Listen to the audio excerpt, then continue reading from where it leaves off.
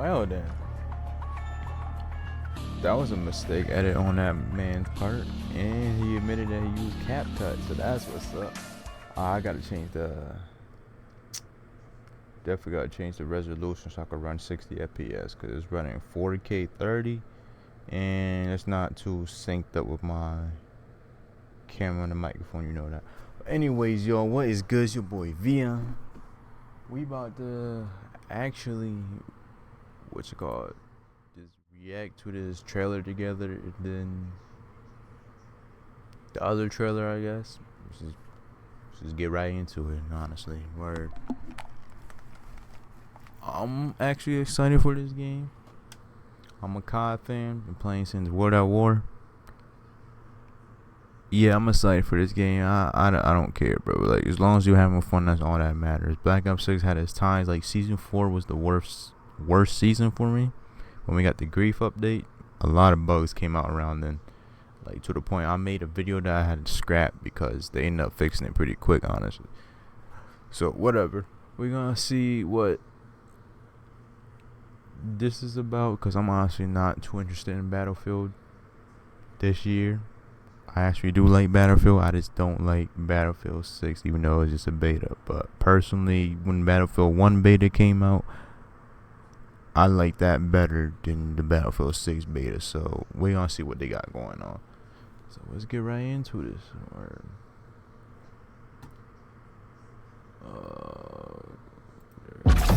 They want you afraid.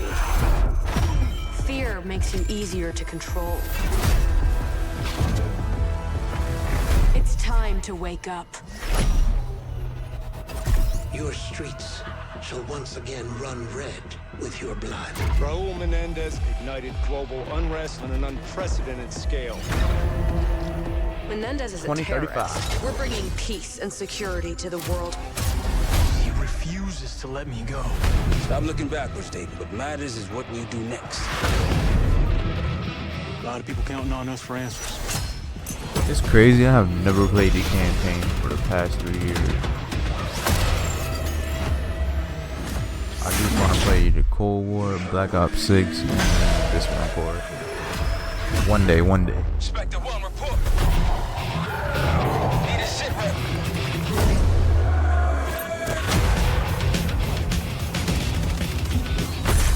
This isn't real. The hell it ain't!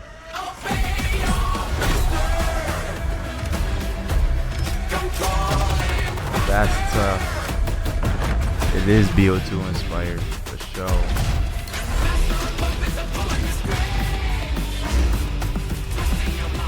This map gonna go crazy. Hijack.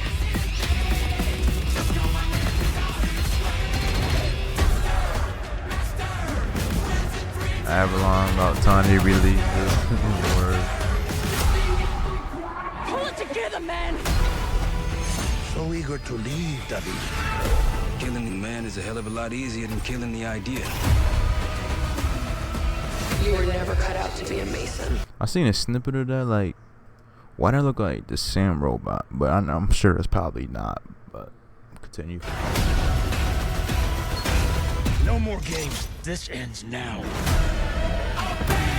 Like, what is that? That's tough. Like, that scene right there. That's tough. I don't understand. Get the Reznov Challenge Pack when you pre-order now. What's the pre-order bonuses? Hold on, let me run that back. Let's see what they actually even The trying to offer Reznov this Challenge year. Pack when you pre-order now. Oh, I mean, Black Ops 6 had a bold. Yeah, they had a bold pre-order too. I mean, for a futuristic game in year 2025, it looks valid, bro. That bundle looks valid. Like, people complaining about this. Let me read the comments real quick. Actually, let's finish the video. It's futuristic, bro. Not everybody. Oh, hold Challenge on. Pack when you pre-order That's what I now. like to see. The zombies. Hold on. Look at that.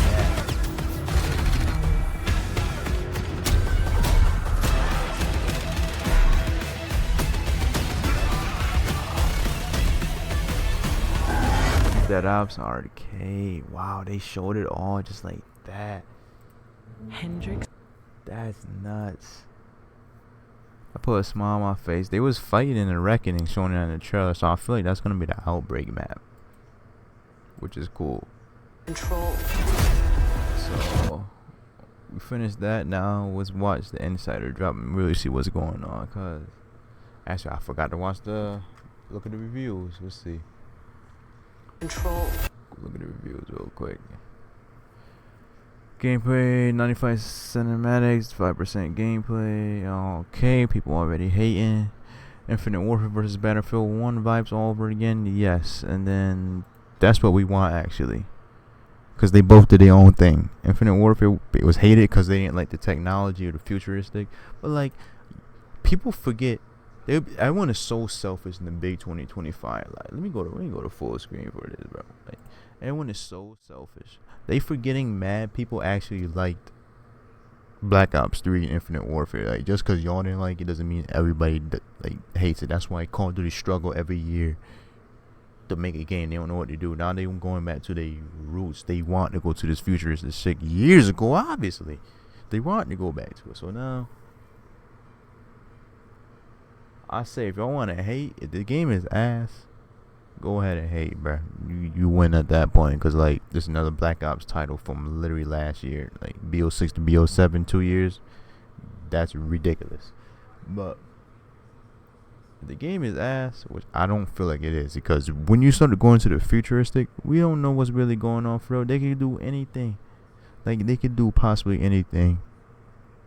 Like, the creativity is limitless. I don't know. And that's what might save Zombies too, if y'all didn't like it this year. The creativity is limitless now, because now they can just jump timeline to timeline with this Dark Aether story.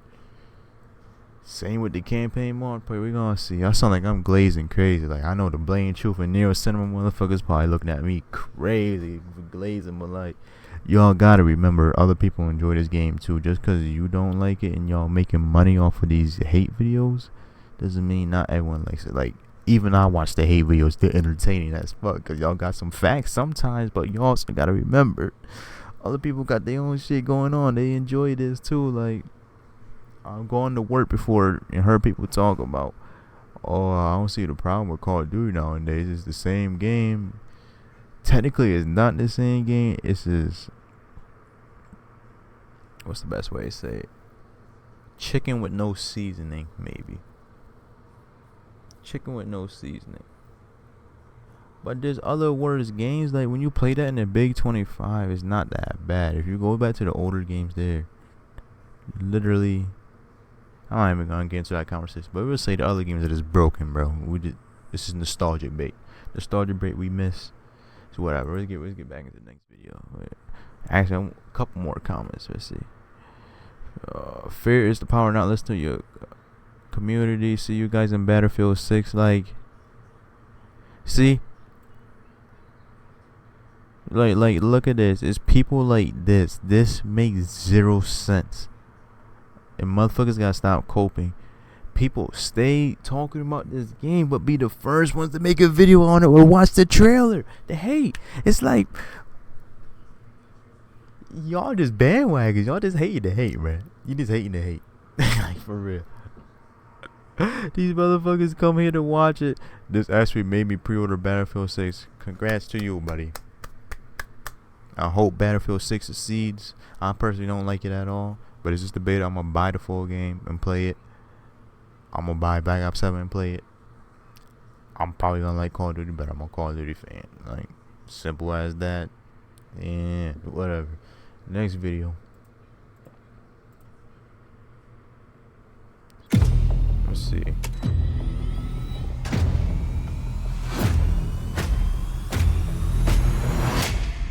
We're bringing something new to the table. Oh, it's about to happen.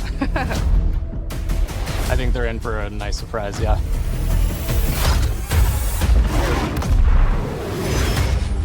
I took screenshots when the trailer first We're excited to finally dropped. talk about our brand new game, launching this year, Black Ops 7. This is a story we've been building for years, designed from the start to deepen the Black Ops universe. We're picking up the thread but basically just mad people hate when the trailer a world first came out shaped 5 by minutes the ago. consequences of choices made long before. Battlefield 6 like button, like, bro. It's a You're future fan of COD forged if you're by counting fear. that, or We're always looking for new ways to one-up ourselves and push beyond what we've achieved before. And Black Ops 7 gives us the opportunity to take valuable player feedback and infuse it directly into our development to make this the best Black Ops experience. You'll be able to squad up with friends or play solo in a fresh and innovative co-op campaign. Fine. Jump into a 2035 multiplayer Had it since experience. Black Ops 3, they loaded with already brand won. new maps. And They already yes, won this the next 4-player chapter of campaign. Zombies set Everything's about- entirely in the dark ether. Everything's about First, squatting nowadays. let's Always dive fun into with our friends, no campaign. matter what the game's ass. From the start, our goal was to tell a story that could stand on its own while also honoring the legacy of the series. Throughout development, we found meaningful opportunities to reconnect with characters and storylines from earlier Black Ops titles. What say we wrap this shit up real quick today, okay? I need to hit the beach and work on my tan. Black Ops 7 takes place about 10 years after the events of Black Ops 2 with Raul Menendez and his Cortes DA movement. It's such a good period of time because how have these characters changed over the last 10 years? We have this sweet spot here to really open up some new relationships between characters. At the end of Black Ops 2, Raul Menendez was seemingly killed. Now in 2035, he's back with a mysterious video threatening to burn the world down in 3 days. In response to this imminent threat, the Guild, a global tech conglomerate, has stepped in to offer protection where governments and nations have failed.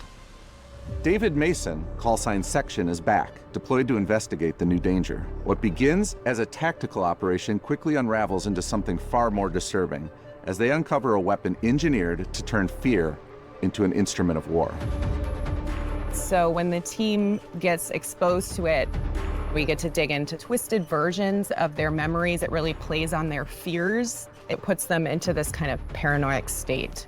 As the story deepens, reality fractures, missions twist into surreal dreamscapes, and the line between memory and madness begins to blur. You just gotta play and see. At the heart of it all is David Mason, What kind of quote returning was from that? Black Play Ops and 2 see. and now portrayed by Milo Ventimiglia, who brings the grounded intensity and emotional depth that the story demands.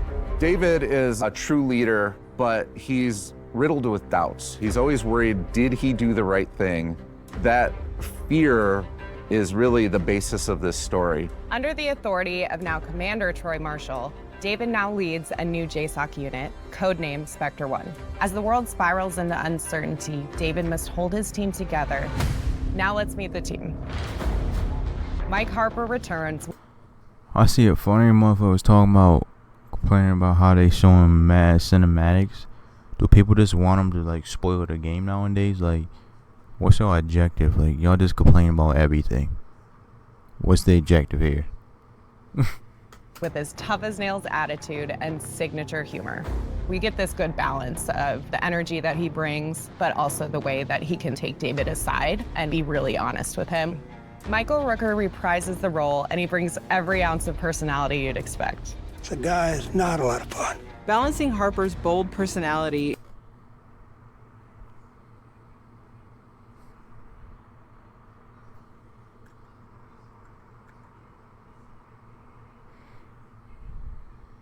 Or that way? Or is it this way? Is he this way? That's the guy from Call of the Dead, is it not? Okay. I know a little quick critique, but like Call of the Dead, Zombie Storm like ties up with the campaign now. How is he back if he played Michael Rooker? Well, I forgot his name, bro. I forgot his real name in Call of the Dead, but like if he played that character, y'all see what I'm saying? Y'all see what I'm saying? If you know ball, if you don't know ball knowledge, you know what I'm talking about.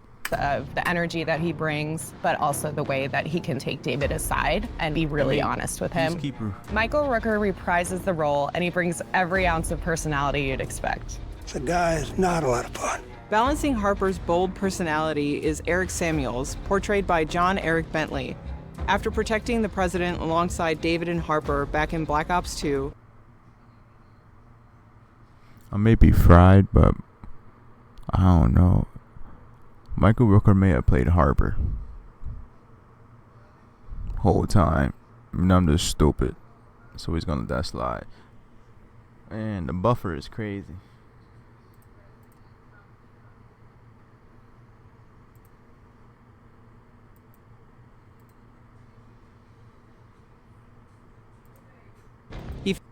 formed a deep respect for David. Resigning from the Secret Service and joining his elite JSOC team, Samuels believed he could make a greater impact at David's side. 50-50 is one of our new characters. She's pretty amazing. She's Samoan, and she's kind of worked her way up, and then at a certain point in her life, started experiencing this degenerative disease. Rather than getting taken away from the fields, she is willing to get some of her limbs replaced with bionic limb replacements. She's played by Frankie Adams, who is just a perfect fit for the role. It would suck to get kicked and punched by her.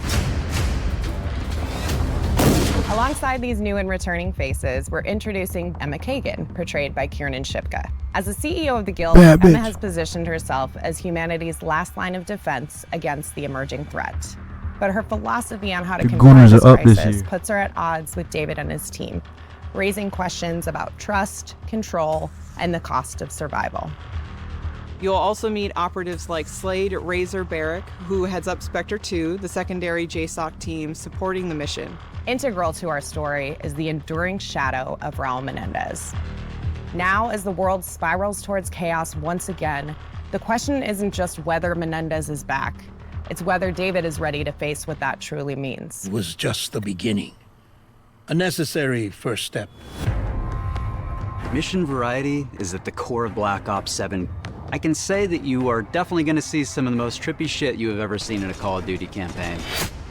Things are going to progressively get really, really crazy. More the more trippy you than play. BO3? You're going to travel to places in reality in the game, but also in your mind. We can go to Nicaragua.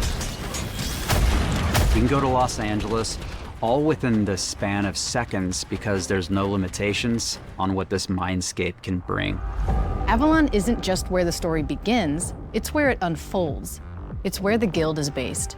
And while we won't spoil why that matters just yet, their presence here is no accident. It's a city layered with history and power, hidden agendas, designed from the ground up to serve both the narrative and the gameplay. Having Avalon as this massive space is a first where we can... The buffer is crazy, gang. Come on. No accident.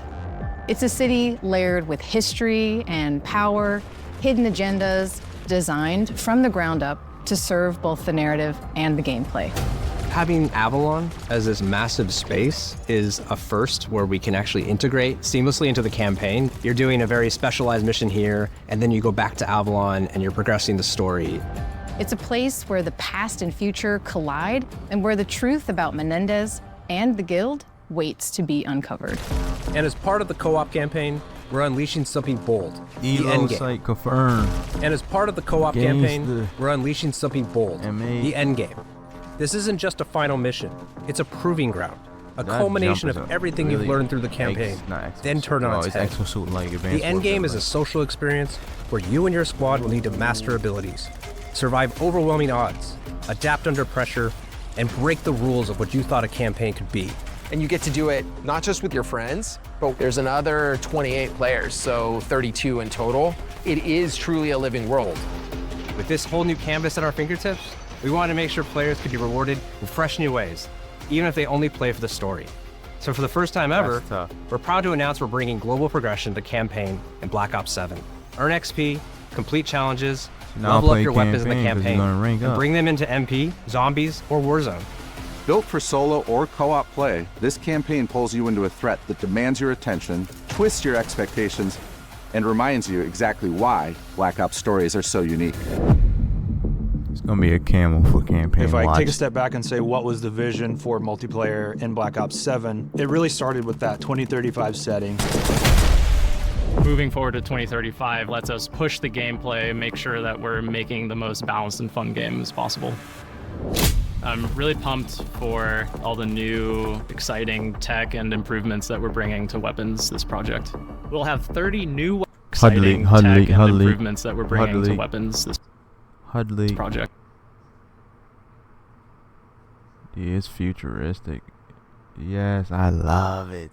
That's the munitions box, the pistol, score streaks. Camera's in the way, but you can see little score streaks right here. Yes. We'll have 30 new weapons available at launch, including 16 that players are seeing for the very first time in Call of Duty. It's always about finding the right balance of something brand new as well as delving into some of our past experiences. So we're always looking at other Black Ops games and trying to pick out little nuggets, weapons that people have really loved and maybe haven't seen in a long time, as well as some of those that keep coming back, but they're better than ever. We want to make sure that they're all over the map in terms of the classes that they belong to, as well as some of their gameplay mechanics. With the game taking place 10 years after Black Ops 2, we've unleashed the team's creativity to deliver exciting new perks, attachments, equipment, field upgrades, and of course, a huge selection of score streaks to play with.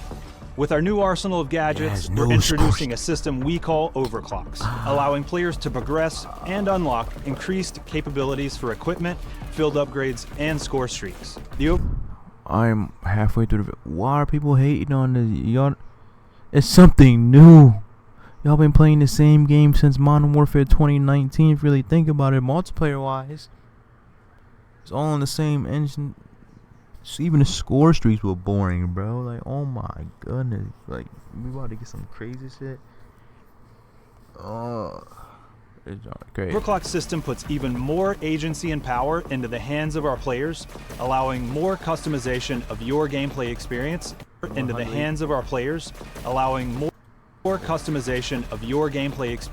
than ever before. We're also expanding Omni Movement to include new ways to outmaneuver and outstyle your opponents across the game, including wall jump for new traversal capabilities. We've also taken a close look at feedback and have made tuning adjustments across the board for a more controlled experience, including the removal of tactical sprint by default, with the ability to opt into that through our perk system. Now let's talk about how we're upping the ante with our multiplayer maps. We're taking multiplayer to bold new locations that are deeply connected to the narrative. You'll fight through covert guild facilities in Japan, revisit David Mason's childhood cabin in the Alaskan wilderness, infiltrate a remote tundra installation, and clash across a high-tech solar array in the Australian outback. Our maps are designed to breathe more, giving players the space to fully explore our expanded Omni Movement system, while still delivering the tight cover-to-cover combat that defines Black Ops. Each layout emphasizes clear lane definition, strong sightlines, and opportunities for creative flanking and positioning. Whether you're a run-and-gun player, a tactical defender, or someone who thrives on movement and momentum, there's something here for you to learn, adapt to, and dominate. Because we're taking place after Black Ops 2, we've been able to revisit some of those spaces in reimagined ways, and Raid is definitely one of those that we thought was really important to bring back at launch. This is the Raid you know and love, reimagined for Black Ops 7 in a setting that's as beautiful as it is deadly. I think my favorite new multiplayer map is going to be the Forge. Yes, that will be Forge. Scar. Cortex. Homestead, for sure. We've got 16 exciting maps at launch, all 6v6. We're also hard at work crafting some of the most unique maps for post-launch. Yeah, that was marketing. They all made sure they damn near set a different map just to make it seem like they all good. There's 3 lanes, I'm with it. We're also delivering new large-scale maps paired with an all-new mode to the series. One of our new modes at launch is Skirmish, a large-scale experience where teams battle it out to complete objectives. It is a big 20 versus 20 size map, but adding Wingsuit into multiplayer changes the dynamics of it compared to just like a core 6v6 mode. This allows you to have not only a bigger play space, but also more objectives going on. A squad captures an objective, they could basically wingsuit across the map to capture the next objective. One of my favorite things about Skirmish is that no one match feels the same. This is a multiplayer experience designed to surprise you, built with intention, shaped by experience, and driven by the variety that keeps players coming back. Stay tuned later this year for more details at our full multiplayer reveal at Call of Duty Next. And of course, you'll be able to get hands-on in the open beta. Now, let's dive into all the new ways you'll be rewarded through our global systems. For the first time ever in a Call of Duty, we have a connected campaign. All the great XP progression challenge systems you know and love from multiplayer, zombies, and Warzone will be in co-op campaign. For the first time ever in Call of Duty, you're going to be able to share your weapon builds. You can send a build directly to a friend so they don't have to create it themselves. We're also adding a build code to Gunsmith. So whenever you see a screenshot of another player's build out of the game, you can enter the code to copy the exact same build. As we've been building Black Ops 7, that's definitely for the second TikTokers stage of only. prestige has always They want been their views, but evolving that's into what's up. weapon prestige. That deep engagement with your favorite guns is going to be recognized and celebrated. Enter weapon prestige, unlock that unique prestige attachment that is different with every gun, complete 2 weapon prestiges, and you're going to graduate into weapon prestige master with hundreds of levels to climb through. There are more ways to earn camos than ever in Black Ops 7. That's Looking not ahead good. to our post-launch No, that seasons, does we're not sound excited to good. bring weekly challenges to Black Ops 7 with we need so many unlockable weapon gameplay levels? rewards to earn, challenges for all modes, and multiple completion weapon camos to That'd be some chase each crazy and every camos. season. We'll have a lot more to talk about on progression and global systems later this year, but for now, let's take a look at how we're leaping forward in time to 2035 with our HUD and UI. Yeah, It's great because it's not so far in the future that it's sci-fi. It's still kind of grounded in the technology we have Yeah. today. It's still believable, but it does kind of break, still kind of grounded in the technology.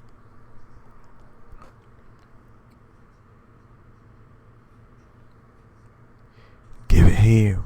Where do I pre-order we at? have today. Where do I pre-order at? Look at that shit. Look at it. It's fire, bro.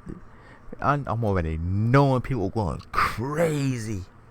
They probably think this shit is trash.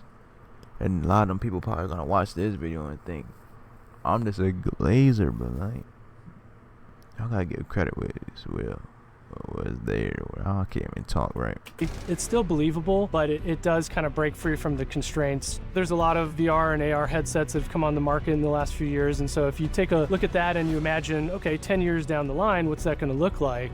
And what's that going to do for soldiers? And then how does that translate back to a video game? And how can we give that kind of experience to our players? It's called Cerebral Link, and it's what connects all of our players. It can be a variety of things: audio, visual, handheld. It's this distributed network that goes through all the gear that the players will have. It feels like it's being pumped through, whether it's a message or the mini map or the ammo widget. It's got this consistent look and feel, and I think it more so than ever is going to feel like a cohesive and immersive experience for our players. Accessibility is important because it brings in new players, it strengthens our community, it helps us form new connections, form new bonds, new friendships. One of the main things that I focused on was the center dot that you see in first-person games is usually the go-to fix for motion sickness. I started trying to figure out how we can build upon it and find other ways to reduce motion sickness for our players. We'll have more details about this and other new features as we get closer to launch. We get the opportunity to mess with some cool future or high-tech technology that we're putting on full display throughout the entire game. To highlight just a few, we got next-level GPU particles and vector fields, volumetric fluid simulation, and dynamic surface deformation. Now, what does all that tech speak mean for you? Snow that gets trampled when you step in it, fog that parts and swirls when you run through it, and truly epic explosions. And a bunch of other stuff you'll just have to discover for yourself. We're pulling out all the stops with round-based zombies this year. After the events of Black Ops 6, our crew is now trapped in the dark ether. This is a whole new universe to explore in zombies, where the team's creativity can absolutely run wild.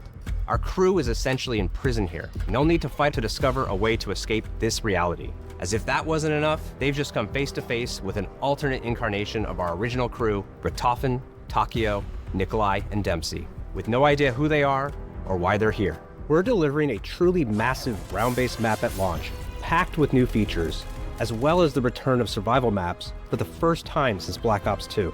It's going to be one hell of a ride, and you won't have to wait long to see more. Our official Zombies reveal is only weeks away. Until then, we'll leave you with this.